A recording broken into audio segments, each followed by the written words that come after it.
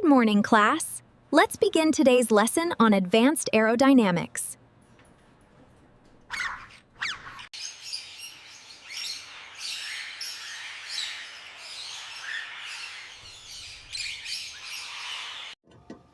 Hello, Nanny Sharon here. I was talking about doing a video about the two parrots that I have, the origins of both of them. They're both rescues. I sent my cool cat out as a teaser so that he would come around and let you know that I was going to do the video about both birds. So, my two birds, one is Fred and one is Pork Chop. Pork Chop is from a rescue. So what happened was, I'm going to say it had to be, it's 2026 now. So it had to be 6, 5, 4, 3, 2, 1, 1999. It's over 10 years ago. So it had to be 2000. Today is 26. It had to be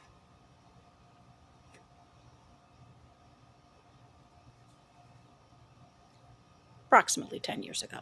So approximately 10 years ago, I was looking for an African gray. And to find an African gray is difficult. And I wanted to find one that was a rescue that needed a home, that was homeless. So I did. I researched all over online to find rescues. So again, I think I did a video about how to find animals, how to find cats, dogs, anything you want to find, you can find. But so I found a rescue. It was in New York, and it was, her place was up in near Binghamton, New York. She worked with the state police. She worked with the state police troopers.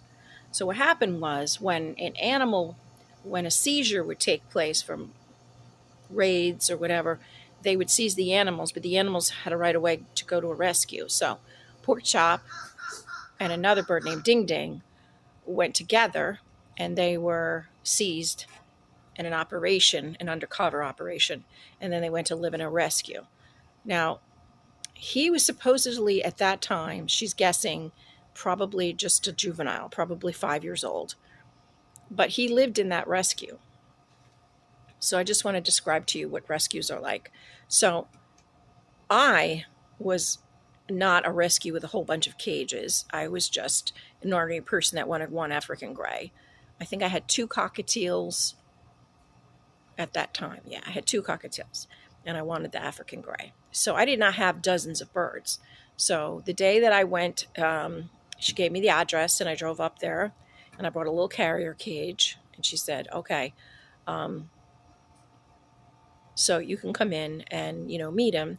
And I walk into a room, and there is 30 birds, literally. And it was immaculate. The cages were 6 foot tall. The place was immaculate. I was really impressed because if she works with the police, they're not going to have a rescue that is not reputable. So they were reputable. So I go in, and she actually had several African grays. She had macaws. She had cockatoos. Some were screamers, and he was in a room full of screamers. There was no activity. And in his cage, I felt really bad because he had no toys and he had nothing to play with. And it seemed like a storage place. The temperature was perfect. So I'm going to say the fixings were beautiful. There was a beautiful cage, like, again, 6 foot tall, big perches, no real toys inside that I saw that he could use for his anxiety because he had lost his home. But he was there 5 years. So I'm thinking if he was in there from 5, I showed up around when he was about 10, and he's been with me now. So he's probably about 10 years. So he's 20. Yeah. So I took him into my home, and the very first night, I just want to tell you a funny story about the very first night. So the very first night, I put him in the cage. The cockatiels were in there, and he talked. I didn't know how much he talked, but he did talk. And I was just going about. So when you take in animals, it's, birds, they're a little different than cats and dogs. You don't put your hands on them and start petting on them. Cats, you don't do that either, because they're only going to come to you when they're ready to come to you, when they trust you.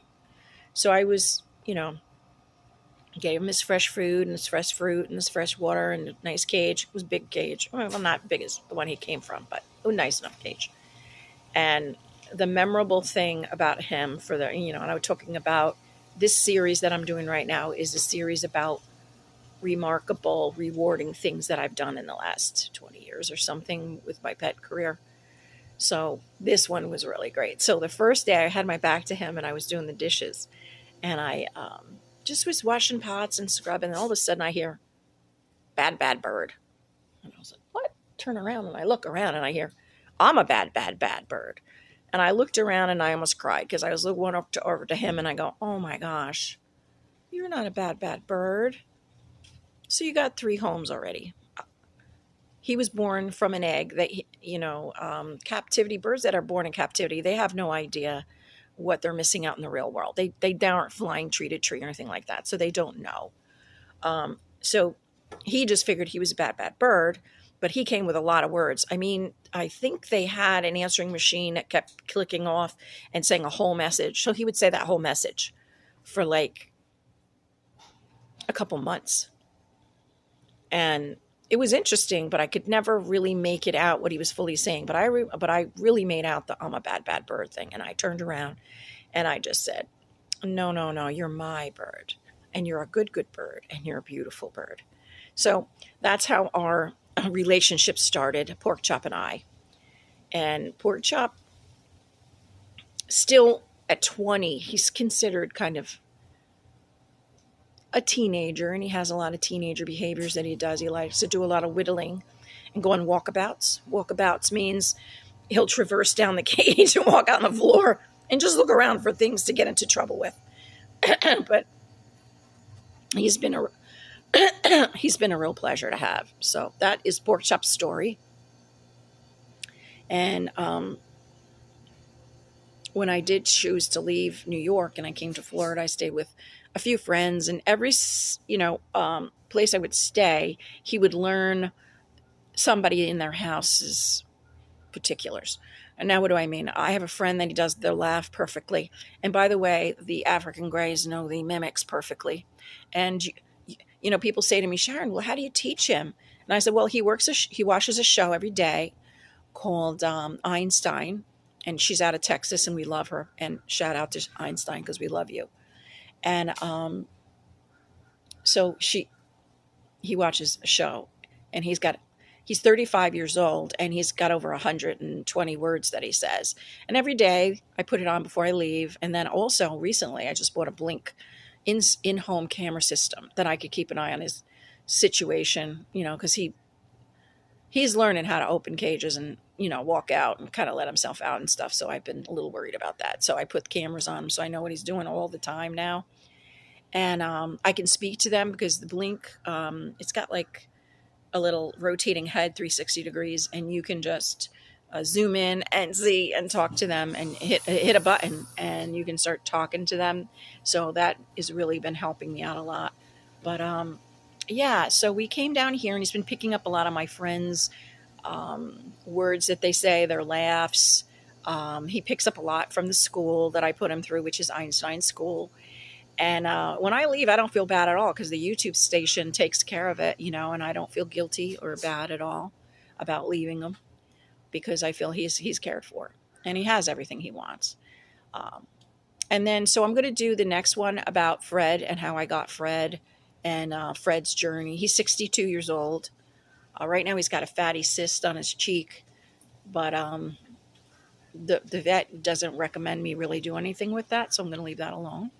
But at any rate, that's Pork Chop's story. I hope you liked it.